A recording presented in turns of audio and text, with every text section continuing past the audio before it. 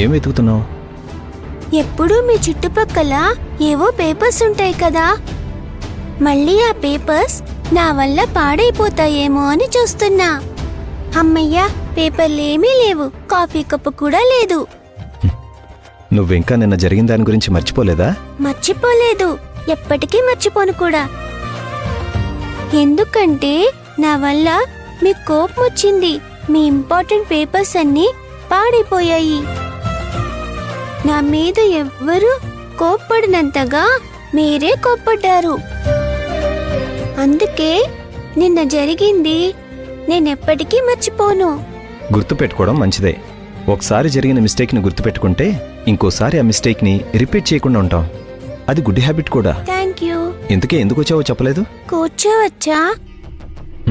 కూర్చో. Thank you. ఇప్పుడు చెప్పు, ఎందుకు వచ్చావు?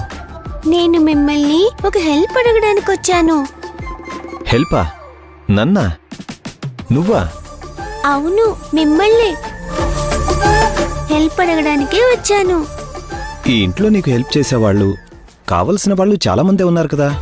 మీ అమ్మ, నాన్న, మా అమ్మ, మా అక్క, ఇలా వాళ్ళని అడగొచ్చు కదా. నన్నెందుకు అడగడానికి వచ్చావు? ఇంట్లో ఇంతమంది ఉన్నా నా మీద కోప్పడిన మిమ్మల్ని హెల్ప్ అడగడానికి వచ్చానంటే సంథింగ్ ఏదో ఉందనే కదా అర్థం.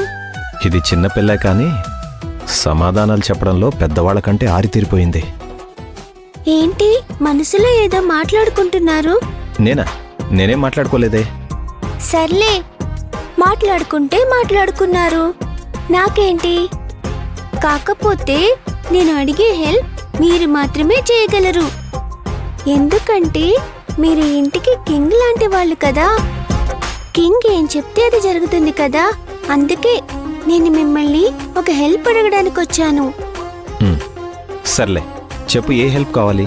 నేను స్కూల్లో జాయిన్ అవ్వాలి. స్కూల్ ఆల్రెడీ రీఓపెన్ చేశారు. స్కూల్స్ కి ఇప్పుడేగా సెలవులు ఇస్తారు, మళ్ళీ రీఓపెన్ చేయడం ఏంటి? మాది స్టేట్ సిలబస్ కాదు, సెంట్రల్ సిలబస్.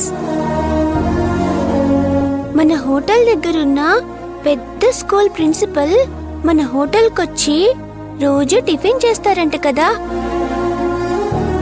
ఆయనకి మీరంటే చాలా రెస్పెక్ట్ అంట కదా. మీరు చెప్తే నాకు అడ్మిషన్ దొరుకుతుందంట. ప్లీజ్ కొంచెం ప్రిన్సిపల్ గారితో మాట్లాడి నాకు అడ్మిషన్ తీసుకుంటారా? ఇదంతా నీకెవరు చెప్పారు? భూమి అమ్మ చెప్పింది. చూడు, ఆ స్కూల్లో బాగా చదివే పిల్లలకి అడ్మిషన్స్ ఇస్తారు. ఆ ప్రిన్సిపల్ చాలా స్ట్రిక్ట్. మన హోటల్లో టీ తాగాడనో, ఆయనకి మన హోటల్లో టిఫిన్ ఇష్టమనో మనం వెళ్ళి అడ్మిషన్ అడిగితే ఆయన ఇవ్వరు.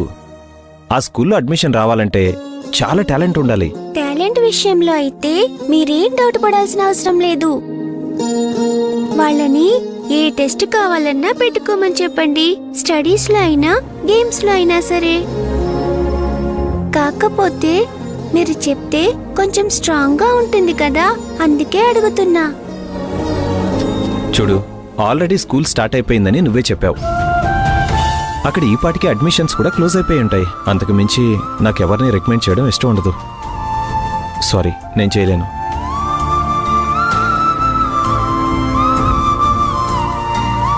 ఏంటి, ఫీల్ అయ్యావా? నా ఫీలింగ్స్ తో మీకేంట్లేండి పని?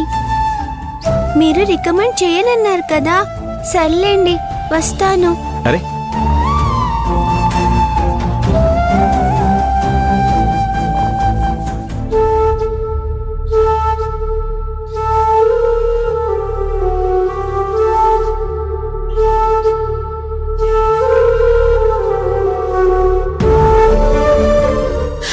ఏమండి అటు చూడండి, మేడం గారు ఎందుకు అలిగినట్టున్నారు. వెళ్ళి అడుగుదాం పదండి.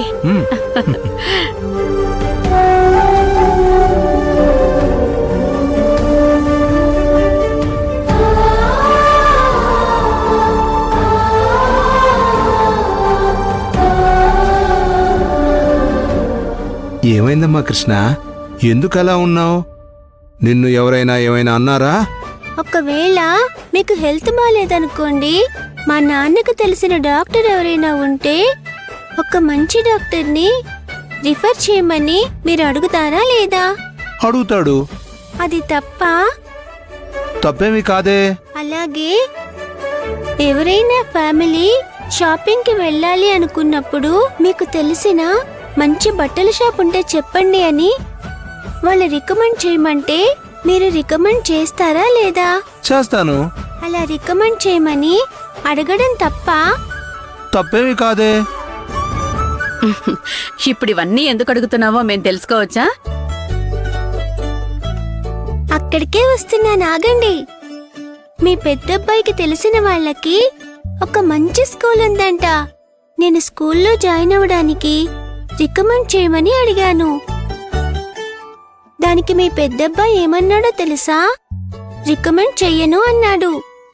రికమెండ్ చేయడం తప్ప? ఏమిటే మీ పెద్దబ్బాయి అంటున్నావు? వాడికి ఏమవుతాడో నీకు తెలీదా? నీకు పెదనాన్న అవుతాడు. పెదనాన్న అని పిలవచ్చు కదా. నేనలా పిలవను. ఇదిగో తాతయ్య, నేను స్కూల్లో జాయిన్ అవుతాను, ప్రిన్సిపల్ కి చెప్పమంటే చెప్పను అన్నాడు. నేనెందుకు పెదనాన్న అని పిలవాలి? నేను పిలవను. తాతయ్య, ఆ ప్రిన్సిపల్ గారు రోజు మన హోటల్లోనే టిఫిన్ తింటారంట. మీకు తెలుసా? ఓ, ఆ ప్రిన్సిపల్ గారా? తెలుసమ్మా. ఆ ప్రిన్సిపల్ గారు అయితే మా పెద్ద అబ్బాయి చెప్పాల్సిన పనేం లేదు. నేను రికమెండ్ చేసినా సీటుంటే ఖచ్చితంగా ఇస్తారు. థ్యాంక్ యూ ఆ. తాతయ్య. ఆ.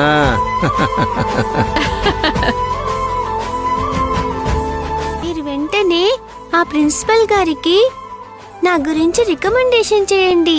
అలాగే, తప్పకుండా. తాతయ్య, ఆ. మీరు మీ పెద్దబ్బాయి లాగా కాదు, చాలా మంచివారు. ఆ. ఇప్పుడు నాకు చాలా హ్యాపీగా ఉంది తాతయ్య. ఓ, థ్యాంక్ యూ, థ్యాంక్ యూ. ఎలా అయినా సరే వీలైనంత త్వరగా పాపని ఇంట్లో అందరికీ దగ్గర చెయ్యాలి. అందరి మనసుల్లో పాప మీద ప్రేమ అయితే ఉంది, కానీ అది బయటికి చూపించడానికి వాళ్ళకి మనసులో ఎక్కడో ఏదో వెలితి అడ్డుపడుతోంది.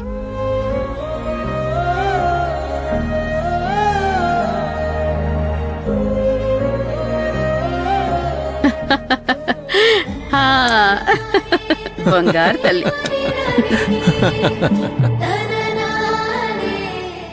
తులసి, ఈ పాపం చూస్తుంటే గుండెకి హత్తుకోవాలనిపిస్తుంది. ఎక్కడ లేని ప్రేమని చూపించాలనిపిస్తుంది. కానీ ఎక్కడో ఏదో తెలియని భయం ఆ పిల్ల మీద చూపించడానికి అడ్డుపడుతుంది. ఈ పాప గాని భూమికి మాధవ్కి పుట్టిన అమ్మాయి ఉంటే ఎంతో బాగుండేది కదా తులసి. నిజమేనండి. ఈ పాపకన్నీ మన పిల్లల పోలికలే వచ్చాయి. మ్మ్. ప్రేమగా చూసుకోవడంలో మహాలక్ష్మి, మొండిగా ప్రవర్తించడంలో రాఘవ పోలికలు, అల్లరి చేయడంలో శౌర్య మాధవుల పోలికలు, అలా మొత్తంగా మన పిల్లల పోలికలే వచ్చాయండి. అవును.